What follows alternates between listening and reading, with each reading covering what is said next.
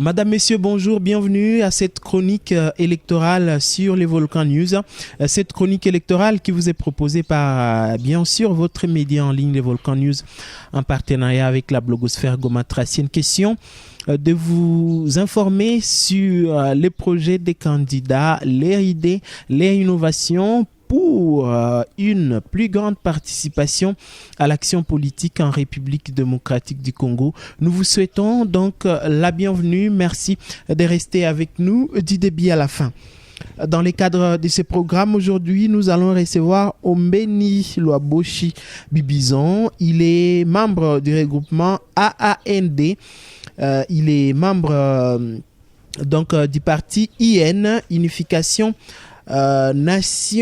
Nationaliste, oui. Unification nationaliste, qui est donc un parti de la majorité, qui soutient la candidature de Félix Tshisekedi. Il va devoir nous contredire. Monsieur Ombeni, bonjour et bienvenue. Bonjour, merci beaucoup pour l'accueil.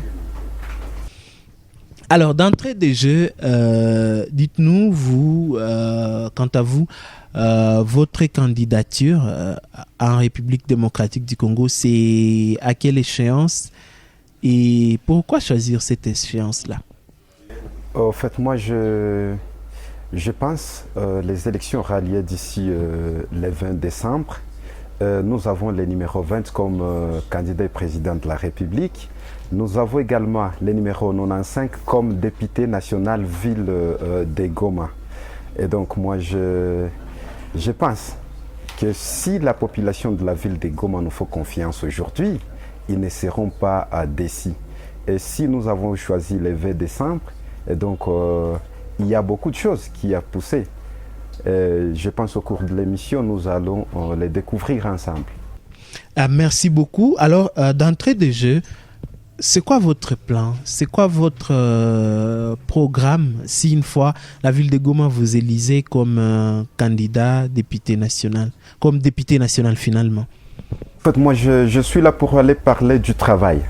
Je ne pars pas à l'Assemblée nationale n'ayant pas quelque chose dans la tête. Non, je pars comme un député qui parler du travail.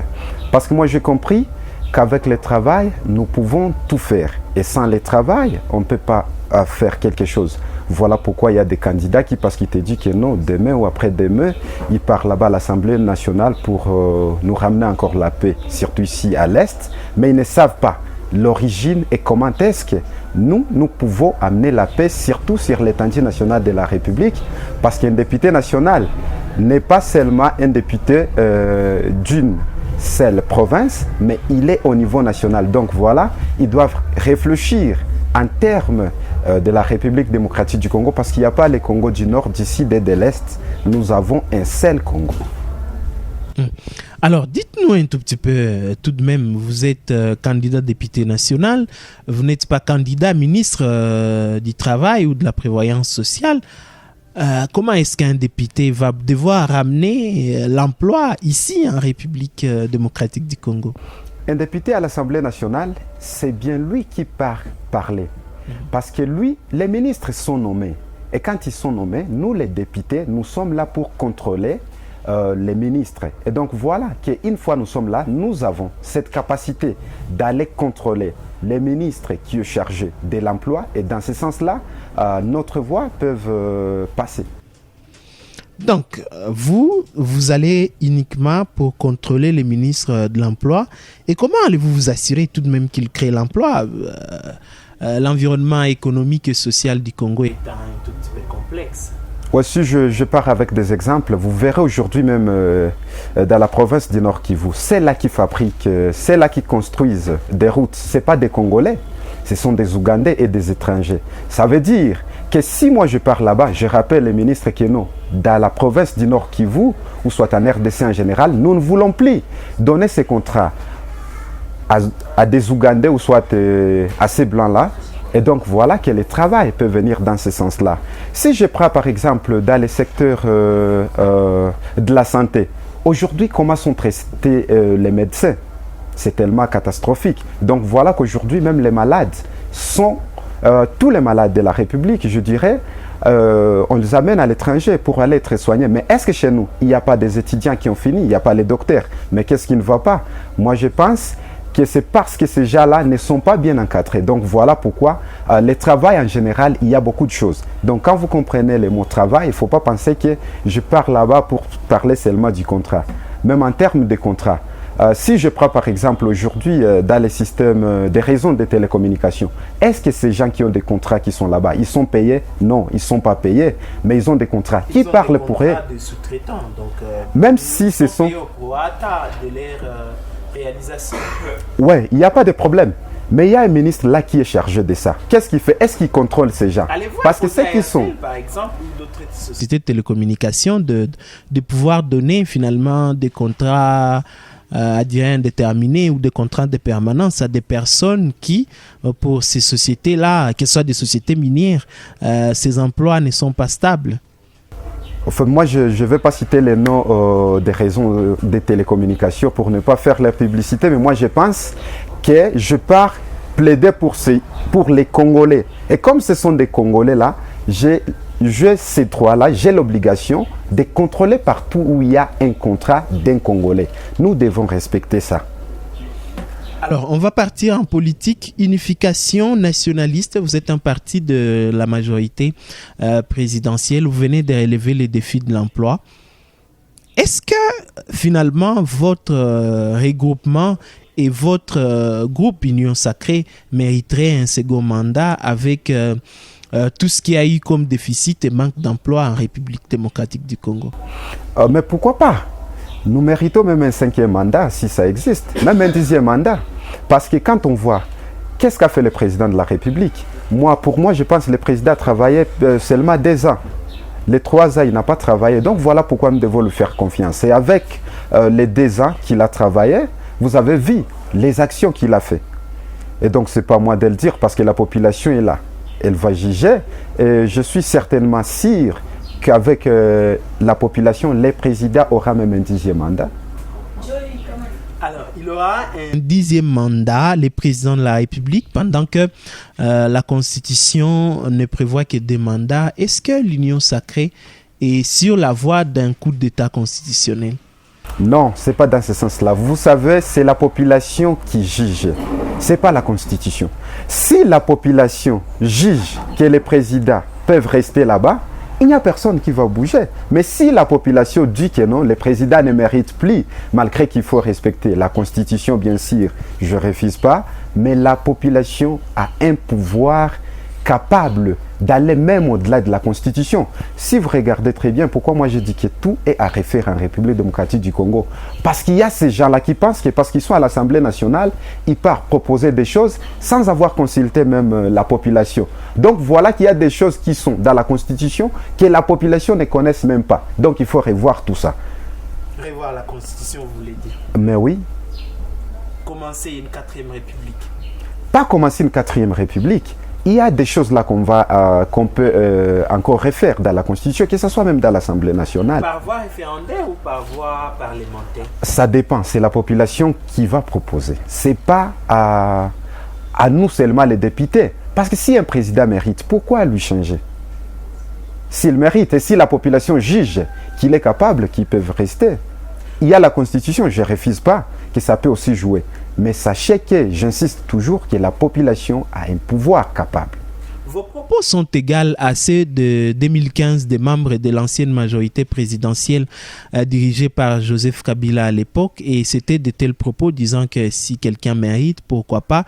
Mais on sait comment ça s'est terminé. Ne craignez-vous pas cette même fin pour l'Union Sacrée? Vous savez la différence entre nous et c'est quoi? Nous sommes en train de concrétiser les choses. Aujourd'hui, si vous regardez, il y a la gratuité de l'enseignement. Les enfants étudient. Il y a des routes, il y a des bureaux. L'FCC nous a laissé quoi à Kinshasa? Il n'y a rien. Mais aujourd'hui, qu'est-ce qui se passe? Il faut demander. C'est un pays unifié. Maintenant, le pays est carrément coupé du reste du monde. La preuve, il n'y aura pas élection dans 2 territoires de la République démocratique du Congo parce que tenu par les M23. Mais si je peux me rappeler très bien, à l'époque du FCC, quand tu dirigeais ces pays, il y avait aussi les élections. Et il y a aussi des provinces là où on n'avait même pas voté. Pour des raisons qui n'étaient pas des raisons, c'était pour des raisons sanitaires et de sécurité intérieure, pas parce que la région était prise, je répète les mots de Kinshasa, en fait, les mots de l'autorité morale de l'Union sacrée, parce que le pays est pris par les M23 et les M23 qui est soutenu par les Rwandais. Donc, le pays est pris par les Rwandais. Une partie du territoire national est pris par les Rwandais. Mais moi, je pense que nous avons dirigé DESA. Et dans les DESA, il y a des défis à relever. Et comme il y a des défis à relever, je pense qu'ici, comme la population va encore nous donner cette confiance, nous allons relever tous les défis qu'on peut relever. Je pense si la guerre de l'Est ici, dans le Kivu, et ce n'est pas seulement dans le Kivu, mais il y a aussi le nord Ubangi, il y a la guerre, nous allons prendre des mesures et des précautions capables. Pourquoi ne les avez-vous pas pris pendant les 5 ans? Tout de même, c'est quand même beaucoup. Pendant les 5 ans, ce n'est pas les 5 ans que nous avons dirigé. Nous avons dirigé pendant 2 ans. Ouais, c'est 2 ans que nous avons travaillé. Et c'est lui qui gère il y avait les Covid. Après les Covid, il y avait les mariages, FCC cash. Mais oui. Non, le Covid a empêché. Nous avons, je peux vous expliquer, les Covid partout dans le monde entier, ça a bloqué même partout. Ce n'est pas en RDC seulement. Vous avez vu que ce soit dans des pays développés, ça a beaucoup bloqué. Et donc, pour nous, je pense d'ici les mandats que nous aurons, nous allons beaucoup améliorer. Et en termes de la sécurité, comme vous venez de le dire, moi, j'ai toujours dit que ce n'est pas nécessaire d'envoyer les militaires à la retraite. Et donc, je pense comme l'EAC et la MONUSCO va partir d'ici bientôt là, il faut que tous ces militaires qui sont à Kinshasa puissent venir occuper toutes ces places là où ces casques bleus étaient.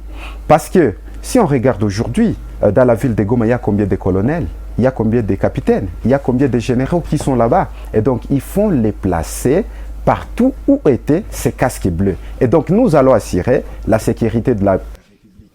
Revenons sur la question de la COVID-19 dont vous évoquez.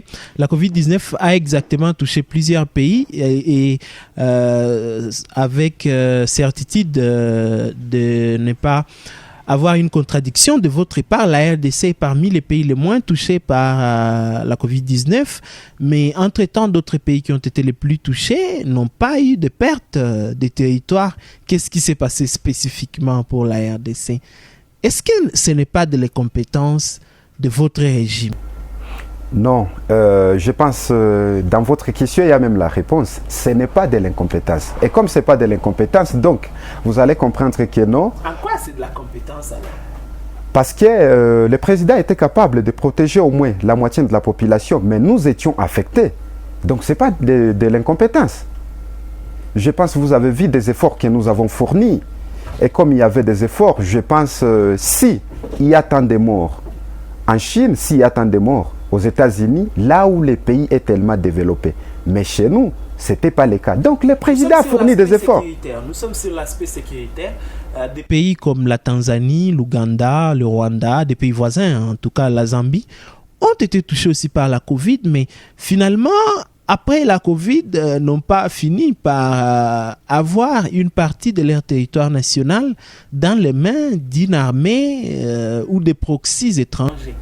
Vous devez savoir que la politique de la Tanzanie n'est pas la politique de la RDC. Ici, chez nous, il y a beaucoup de cas qui se passent.